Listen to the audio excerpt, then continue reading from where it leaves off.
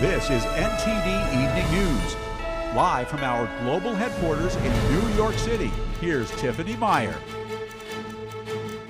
Good evening, and thank you for joining us tonight.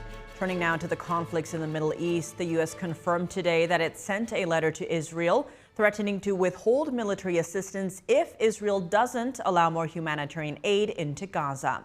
That's as an Israeli strike in northern Gaza reportedly killed dozens. In a warning, the following footage might be disturbing for some viewers.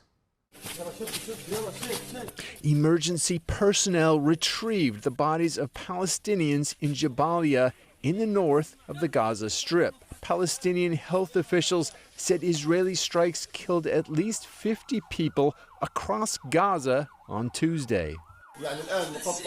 Torn apart bodies are now in this area, in the area of Al-Furqan Mosque. It is a horrible crime. A large number of martyrs are being pulled out of homes and from the streets. The Israeli military posted a video showing weapons stored inside what's meant to be a hospital in Jabalia.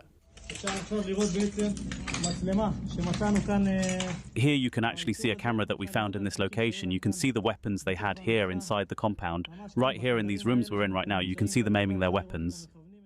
In Israel, meanwhile, about 20 projectiles crossed from Lebanon into Israeli territory. Some were intercepted. As tensions flare in the Middle East, the U.S. is setting up the THAAD anti-missile system in Israel. A Pentagon spokesperson said components began arriving in Israel on Monday. Over the coming days, more THAAD components and U.S. military personnel that'll help operate the system are set to arrive in Israel. A spokesperson for the Israeli government said they never asked for American boots on the ground. These U.S. personnel will be operating the THAAD missile defense system, which is able to shoot out of the sky from very high altitudes these Iranian missiles. The system is scheduled to be fully operational in the near future, but the Pentagon didn't give an exact timeline due to security reasons. The State Department on Tuesday confirmed that it sent a letter to Israel urging them to allow more humanitarian aid into Gaza. The State Department stopped short of saying that the U.S. would halt military aid if Israel doesn't comply, but said this. Recipients of U.S. military assistance do not arbitrarily deny or impede the provisioning of U.S. humanitarian assistance. That's just the law, and we, of course, will follow the law. And Israeli police said one officer has been killed and 4 civilians wounded after a highway shooting in central Israel on Tuesday. Police said the attacker approached the highway and shot the officer before firing on civilians. The attacker was then shot by a paramedic arriving on the scene. At this time, it's not clear if the suspect is dead or in custody.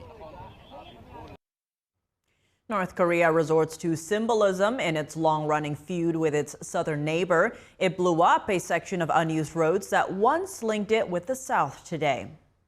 The road's choreographed demolition underlines North Korea's growing anger against South Korea's conservative government. North Korean leader Kim Jong-un has vowed to sever relations with South Korea and to abandon the goal of achieving peaceful Korean unification. South Korea condemned the North's detonations as highly abnormal and regressive. The rivals have been exchanging threats days after the North claimed that South Korea flew drones over its capital, Pyongyang. In Georgia, a judge ruled today that county election officials must certify election results by deadline, even if they suspect error or fraud. This comes as early voting kicked off in the critical battleground state. NTD's David Lamb reports. In Georgia's Fulton County, Superior Judge Robert McBurney ruled that election officials must certify results by the deadline set by the law, even if they suspect error or fraud. Any disputes should be brought to court after certification. The judge ruled that no election official may refuse to certify or abstain from certifying election results under any circumstance. The lawsuit was brought by Julie Adams, a Republican member of the Fulton County Board of Registration and Elections. Adams had refused to certify the presidential primary results earlier this year after she requested election-related documents ahead of the deadline and was denied. The ruling can be appealed. It could remain an ongoing battle as November 5th draws closer.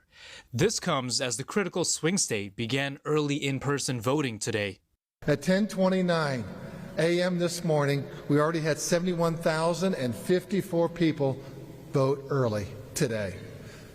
It looks like this is going to be a record breaker for the first day of early voting. But we don't make predictions. We let the voters decide.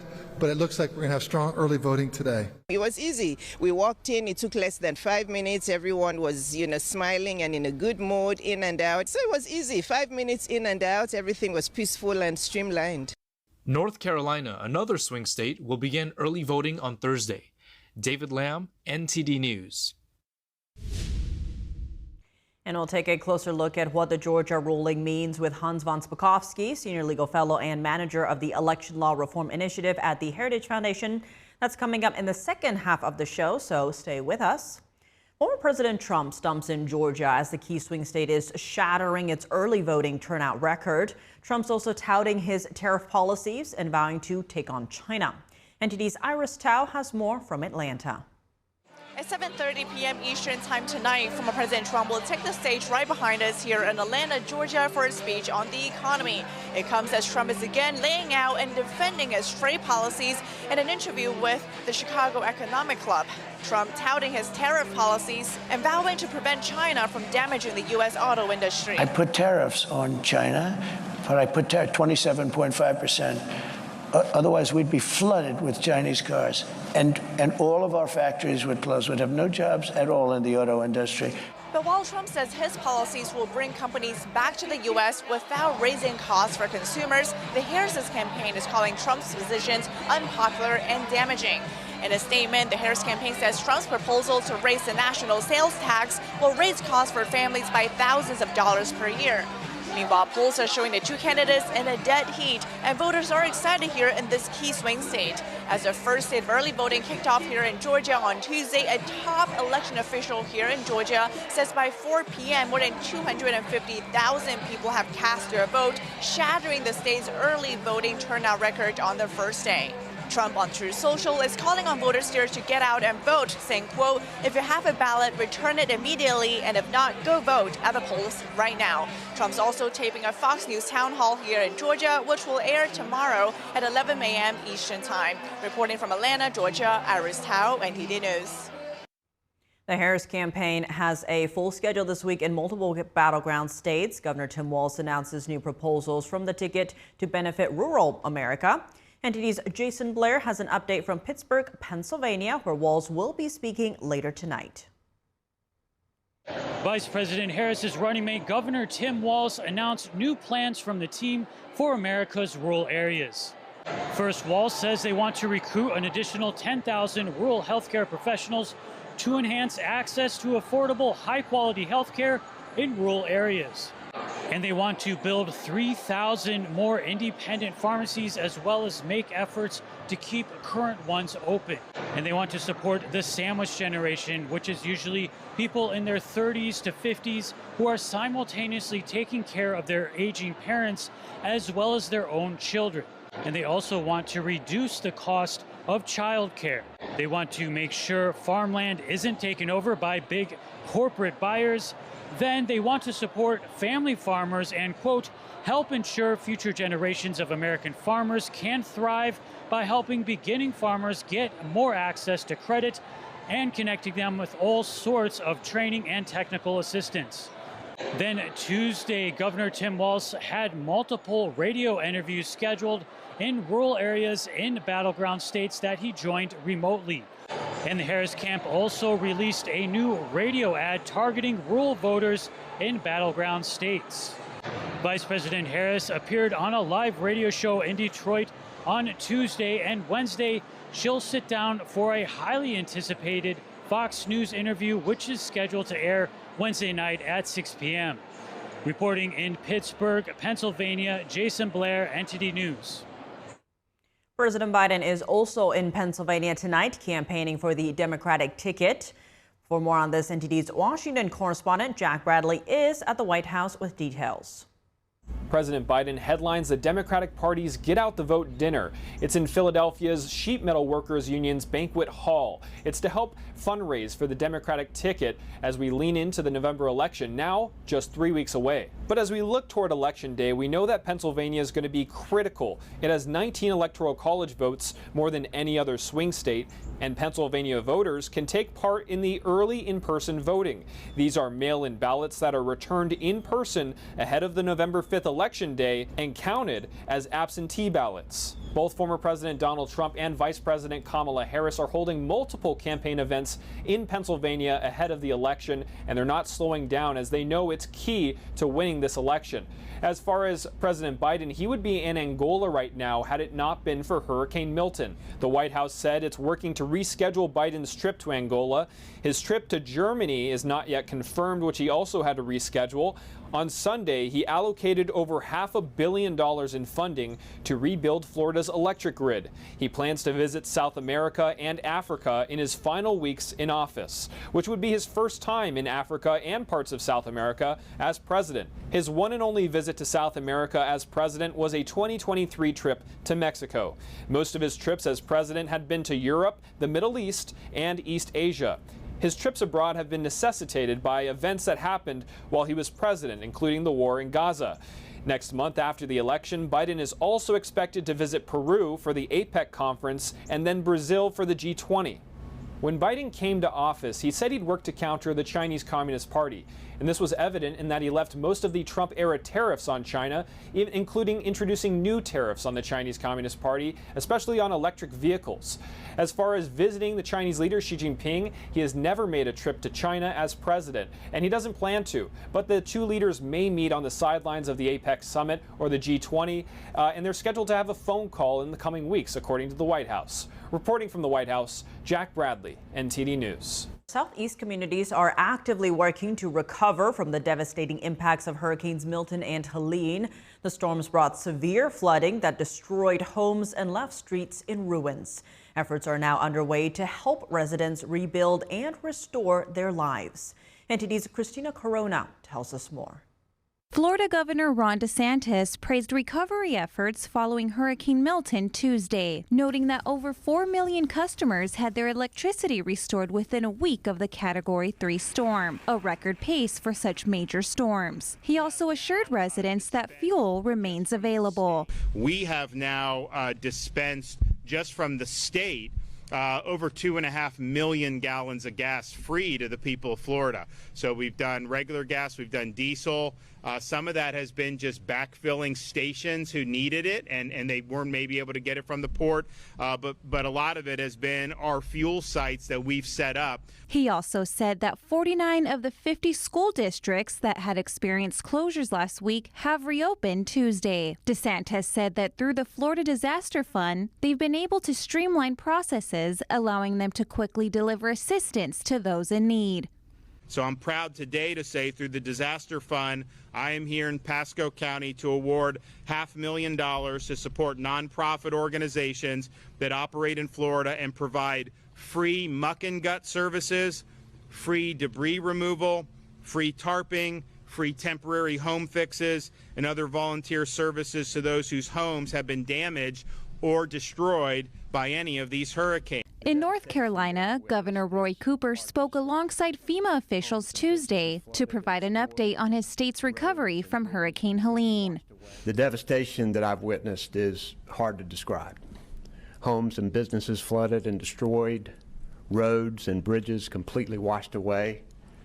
I've assured families and local officials on the ground that we will pursue all available assistance for the area's long-term recovery. He announced that power outages have decreased from 1 million to 13,000, while closed roads have been reduced from 1,200 to 580. FEMA has approved aid for 77,000 individuals, with over $99 million already dispersed, and has secured temporary hotel accommodations for 1,900 people. FEMA Administrator Deanne Criswell says federal disaster workers have resumed door-to-door visits in North Carolina as part of hurricane recovery efforts following threats made against workers over the weekend. We started to resume canvassing operations yesterday, and I was in the field with them, going door to door. And our disaster survivor assistance teams will continue to go door to door in impacted communities. Cooper highlighted that misinformation has heightened tensions among those applying for FEMA assistance in the aftermath of the disaster. We don't know how many people are not going to apply for FEMA because they have heard misinformation about FEMA taking their property or other wild accusations that are out there. People who desperately need this help but have been convinced that they should be afraid of FEMA or other government officials. Criswell assured residents that FEMA officials are on the ground ready to help those in need. The federal family has been here, working side by side with the state since day one. These are people who put their lives on hold to help those who have lost everything. We have over 2,000 people from the federal family in North Carolina, and misinformation will not deter us from our mission of helping people, period. Cooper called for an end to the misinformation, emphasizing that it harms the very people who need assistance the most. The death toll from Helene is more than 240, with 92 individuals still unaccounted for. Christina Corona, NTD News.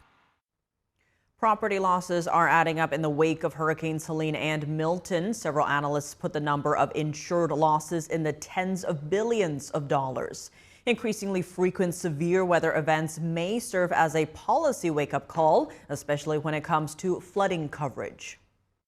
Nobody is immune to flooding in the United States. Nowhere is that more devastatingly apparent than in the southeastern U.S., where a 1-2 punch by Hurricanes Helene and Milton have left entire regions across 6 states completely decimated.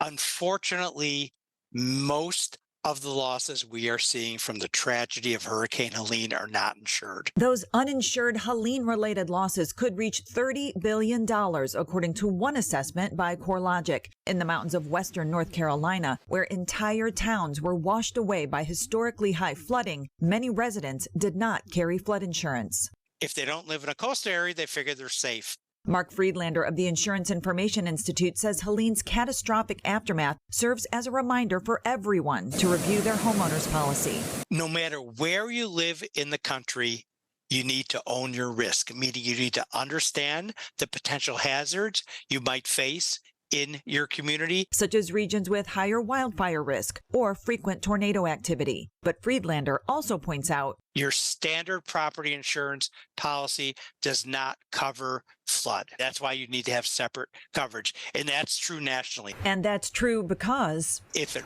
rains at your home, it could flood at your home. Plane maker Boeing is about to fire 17,000 workers as the big strike enters its 5th week. CEO Kelly Ortberg saying the business is in a difficult position. Here's the story. Boeing is about to lay off 17,000 workers, or around 10% of its workforce.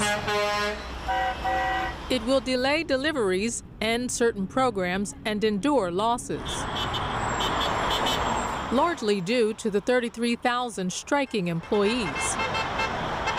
The strike has cost Boeing nearly $5 billion, according to an Anderson Economic Group analysis. Those surrounding Boeing also feeling the pain, its suppliers hit with $900 million in losses and airlines hit with $285 million worldwide. New CEO Kelly Ortberg telling employees that the business is in a difficult position. Labor negotiations broke down last week. Boeing executive Stephanie Pope says the union did not seriously consider Boeing's proposals. International Association of Machinists leader John Holden says there is a deal to be had. Union members are being paid through a strike fund while they're not working. In crisis mode, Boeing is looking to raise around $35 billion through stock and debt offerings. This comes after the door blew off a plane earlier this year, 2 jet crashes, and a guilty plea for defrauding the FAA. CEO Ortberg writes to his employees, "Thank you for all that you are doing through this very challenging time at Boeing. We will navigate through this moment." A lawmaker said today that U.S. Agriculture Department officials have started an internal investigation. The investigation is looking into how the agency handled reports of serious issues at a Boar's Head deli meat plant. This plant is connected to a deadly Listeria outbreak. Senator Richard Blumenthal said that the USDA Inspector General is investigating if federal and Virginia state inspectors properly responded to numerous reports of issues at the factory. The action came in response to a letter from Blumenthal in September demanding an investigation. The plant was inspected by state inspectors who were authorized to act for the federal agency. Inspection reports from at least the past 2 years show that the conditions could pose a danger to food safety.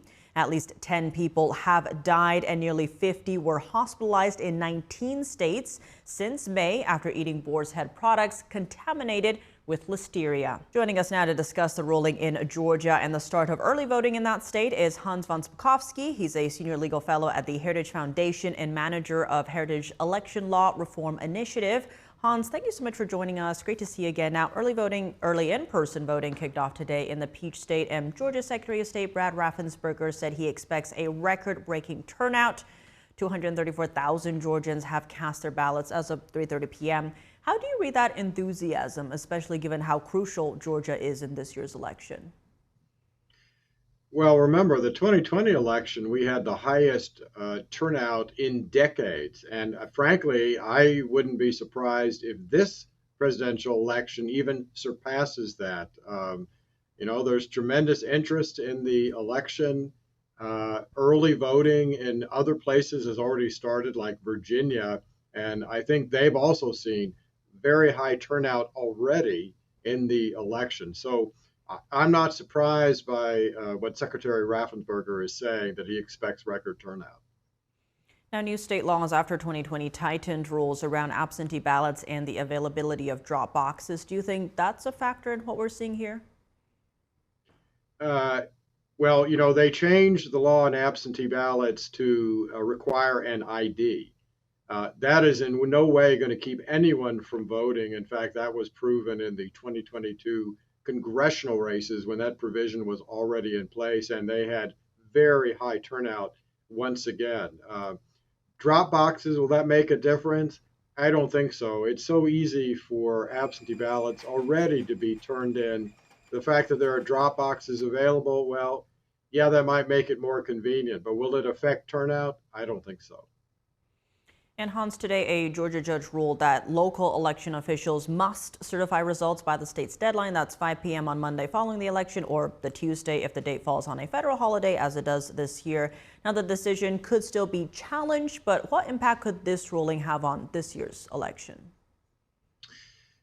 Well, I think that simply means that if a county election official, and by the way, I used to be one in Georgia, in Fulton County, if they believe that particular votes were fraudulently put into a ballot box, yeah, they may have to certify the results, but they can, for the record and for any later court case, make a record of all of their objections, all of the problems they see, any evidence that they believe showed that fraudulent votes were cast. So in the end, I don't think it's going to make that much of a difference, because you're still going to have a court in an election contest determine who was the actual winner if there were serious problems in the election.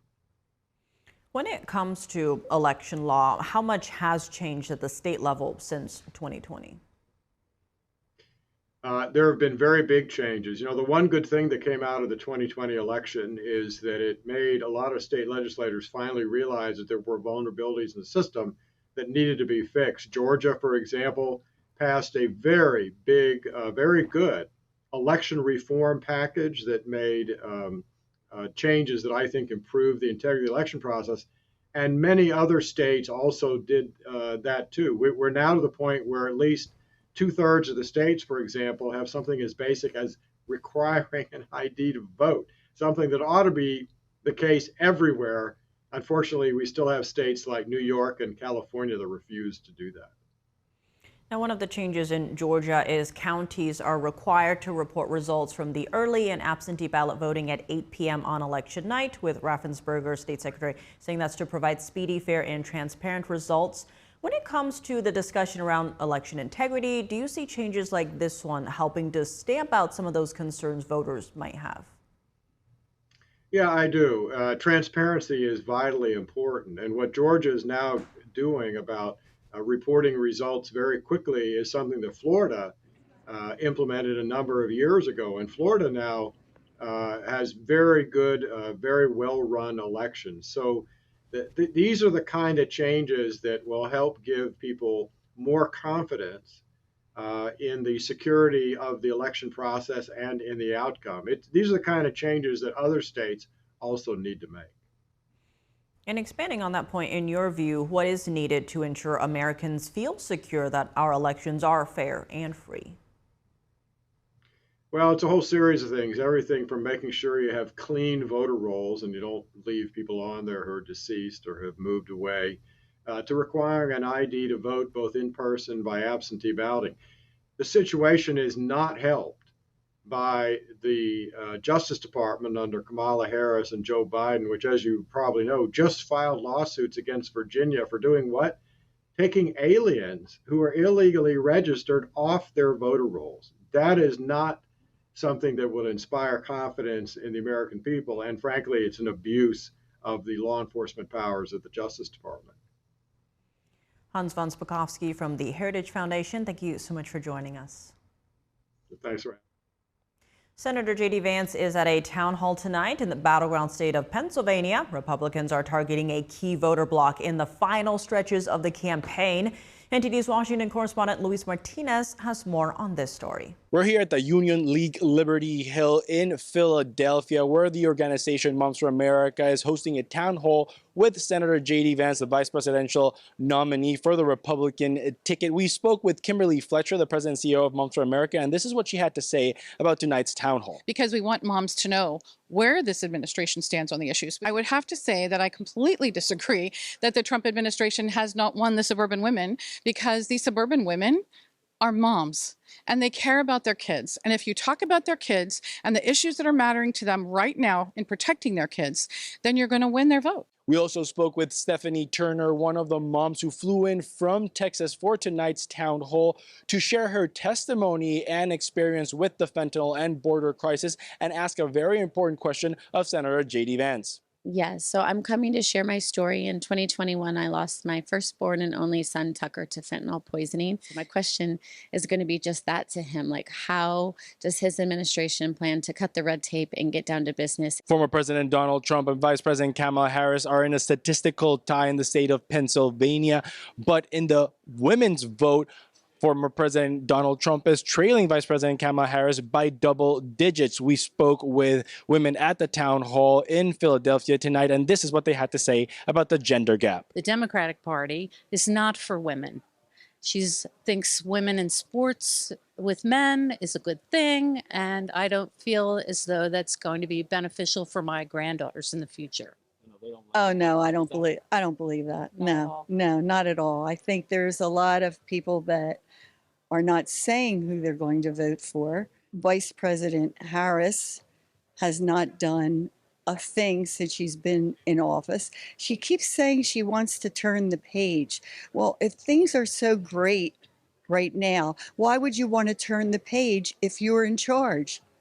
Battleground state of Pennsylvania is a battleground state not only for the race for the White House, but also for the majority in the Senate. Tuesday night, Senator Bob Casey, the incumbent, and Dave McCormick, the Republican contender for the Republican ticket, are measuring themselves on stage on a debate, trying to get to that 51 majority in the Senate. Reporting from Philadelphia, Luis Eduardo Martinez, NTD News. In a last-ditch effort to crack what's been called Vice President Kamala Harris's blue wall, Republicans pour cash into the most competitive races up and down the ballot. NTD's Melina Weiskup explains. Polls between Vice President Kamala Harris and former President Trump remain tight, specifically in the Rust Belt states of Wisconsin and Michigan. And depending on where you look, former President Trump is leading by a hair. In light of this, congressional Republicans have seen an opening. They've now deployed last-minute cash to those areas, not only in an attempt to undermine Vice President Kamala Harris's attempt to secure that blue wall, but also to give themselves the upper hand down the ballot. A group aligned with Senate Minority Leader Mitch McConnell has released tens of millions of dollars in those areas to flip those congressional races, and House Speaker Mike Johnson likewise has released around $9 million extra, but Democrats have brushed this off, calling it a desperate play considering the fact that Republicans have been trailing Democrats in funding these areas for quite some time. So why did Republicans wait so long to fund those key races in Michigan and Wisconsin? Well, they first have to secure their majority in the Senate, and they saw the best place to do that would be in Montana and Ohio, areas Trump won in 2020. Now that they feel like they have good standing in those Senate races, they've now branched out and unleashed new cash in Michigan and Wisconsin in an attempt to not only secure their predicted majority in the Senate, but expand it. What does this mean for House Republicans? Well, just yesterday, House Republicans put out a statement calling the Rust Belt states ground zero for Republicans to be able to secure their majority. Remember, House Republicans are vulnerable on the coastlines of New York and California. So in order to hold their majority, they need to win a few of those vulnerable seats, as well as flip some Democrat-controlled seats in the Rust Belt states of Michigan and Ohio specifically.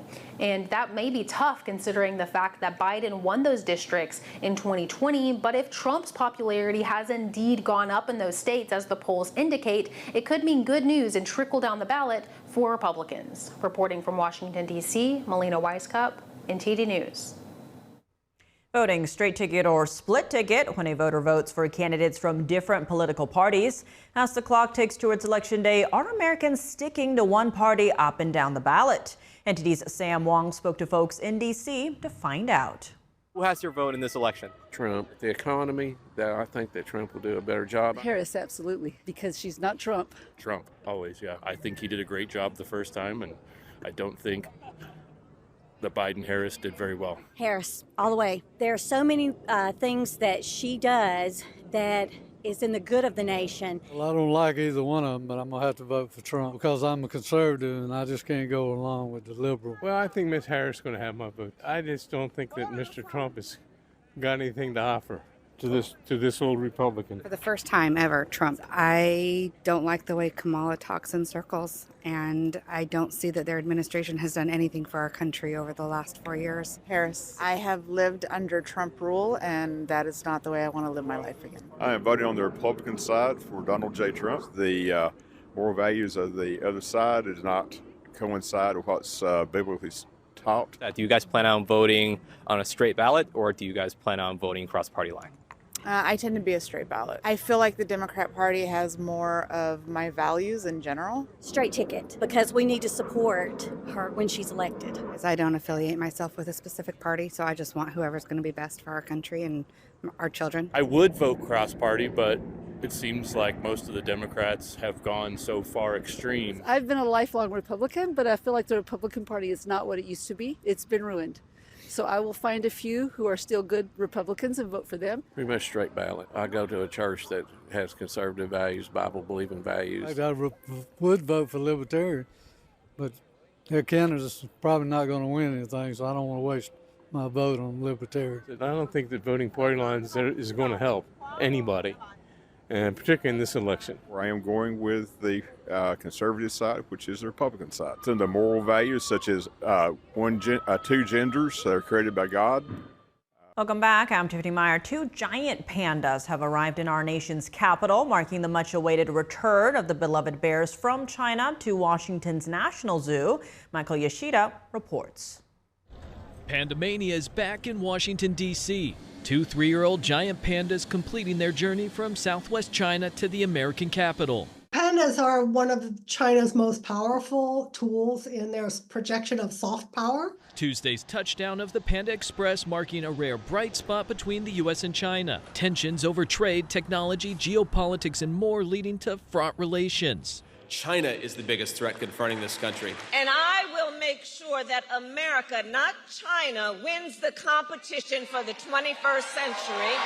Enter Bao Li and Qing Bao and panda diplomacy. Even though there's a pretense on both sides that this is just about conservation, ultimately the underlying subtext is, only China in the whole world has pandas. And so if the relationship is good, China will share their pandas with us. Professor Judith Shapiro says pandas have long been used by China to project soft power, or an image of itself on the international stage that is favorable and can build goodwill. U.S. President Richard Nixon's ice-breaking trip in the 1970s to communist China during the Cold War eventually led to pandas arriving in D.C. Now, decades later, the bear's return could be the beginning of a new chapter in the rival superpowers relationship. In Washington, I'm Michael Yoshida reporting. But the two pandas are not here permanently. Chinese authorities have signed a 10-year lease with the zoo with an annual fee of $1 million. The money is meant to go towards conservation efforts. Chinese authorities usually offer the bears as rewards to countries that side with Beijing and forcing them home as punishment. That's by refusing to extend the loan agreements. In one example last year, Beijing took back almost all the pandas it loaned to the U.S. amid rising tensions with Washington. And now for your sports news, we're joined by NTD's Dave Martin. Dave, a lot going on today, but let's start in the NFL as your New York Jets have reportedly traded for all-pro receiver Davante Adams. What kind of impact do you see him having? I think number one, it takes a defensive focus, away from Garrett Wilson, their very talented young wide receiver. Now, Rodgers said like a week ago, every other team is clearly focusing their defensive attention on Wilson. The stats back that up. But with Adams there, the defense really has to focus on him too. From 2020 to 2022, he was one of the best in the game. 3-time All-Pro selection. 2 of those were in years where Rodgers was his quarterback, where Rodgers won the MVP award. So they already know that these two also have great chemistry. The only issue is probably age. Adams is now 31. That's really not young for a wide receiver. Not that old yet, but he has missed the last 3 games also with a hamstring injury. From all indications, it doesn't seem that serious. There's also the big question of how long Adams is going to stay there. Is it going to be beyond this season? Because his salary actually doubles next year, but it's not guaranteed. So they could cut him, but they only had to give up a 3rd-round pick to get him. So overall, I approve of the trade. Another development with the Jets is Hassan Reddick, who is still holding out. Last week, his agent actually dropped him as a client, though. He now has new representation. Is there any update in his status? Yeah, the Jets have actually granted him permission to seek a trade. That's according to actually owner Woody Johnson. And that's quite an about-face, because 2 months ago, they rejected that same request from Reddick's camp. Now, this could be a challenge, though, to find a taker. Whoever's going to trade for him not only has to satisfy whatever Reddick's contract desires are, plus, they have to satisfy whatever the Jets want for him. I don't know which is going to be more difficult. He's forfeited nearly $5 million in salary for skipping every game thus far. Plus, he's added another $5 million in fines for skipping every practice and everything else since he was traded there in the spring. So you would think, though, in general terms, a player probably is not going to come back unless you provide a way for them to kind of save face to make this look like it was all worthwhile. Reddick, though, if he does not report by week 13, he does not get credit for this season. And then so next year he would be in the same situation where the Jets still own his contract. So I think he's going to be very motivated to get something done and come back for the Jets. Shifting gears to college football, Oregon head coach Dan Lanning seemed to imply that his team's late penalty in Saturday's win over Ohio State was actually on purpose. How did this benefit them? Yeah, it took 4 seconds off the clock, and there was only 10 seconds left at the time when they happened. So they essentially traded a 5-yard penalty for those 4 seconds, and the Buckeyes were then left with a 3rd and 20 at the 38 with 6 seconds left while trailing by just a point. So they were out of field goal range still, even with the 5-yard penalty, and then they had the near impossible situation trying to run a play with less than 6 seconds left that gets enough yardage to put them in field goal range, but still allows them enough time to call a timeout with at least a second left. Of course, they were not able to, so they lost, and this is a huge game. Oregon's ranked second. Ohio State is ranked third. This is a national game that everybody's watching. Now, watching the game live, I was confused why the referees would run the time off clock for a play that will be rerun, that had to be rerun because of a penalty. I thought it would go back to 10 seconds, but that is the correct rule. Oregon just found a way to exploit it a bit. I wouldn't be surprised if this rule is changed in the offseason, though, because you don't want the team that's creating a penalty to somehow benefit from it. In baseball news, tonight we have Game 2 between the Yankees and Guardians with New York up 1-0 despite Aaron Judge struggling. How have they made up the difference? You know, on offense, it's been Giancarlo Stanton especially. He's a former MVP winner. He came to New York in 2018. He's been plagued by injuries pretty much on and off ever since. But he's usually done well in the postseason. He killed the Royals in the last round. And really, Judge's struggles. It's only been 5 games this postseason. There's 162 games in the regular season. If you struggle for 5 games in the regular season, nobody's going to notice. But on this level, if you do that, everybody notices. I will say in 2020, 2021, and 2022, he also struggled in the playoffs. But he's still capable of hitting a home run, and he still draws a lot of walks. Plus, though, the Yankees have gotten good contributions from Juan Soto. I mean, no surprise there. One of the best hitters in baseball. He's in a contract year. He's going to be very motivated to have a good offseason for sure. So now the Yankees have Garrett Cole going tonight. That game starts at 7:30 Eastern Time. Well, Davis, always, thanks for joining us. Well, thank you, Tiff. And that's all for today's news. For round-the-clock coverage, visit us at ntd.com or download our NTD app. Thanks for tuning in. I'm Tiffany Meyer. Good night.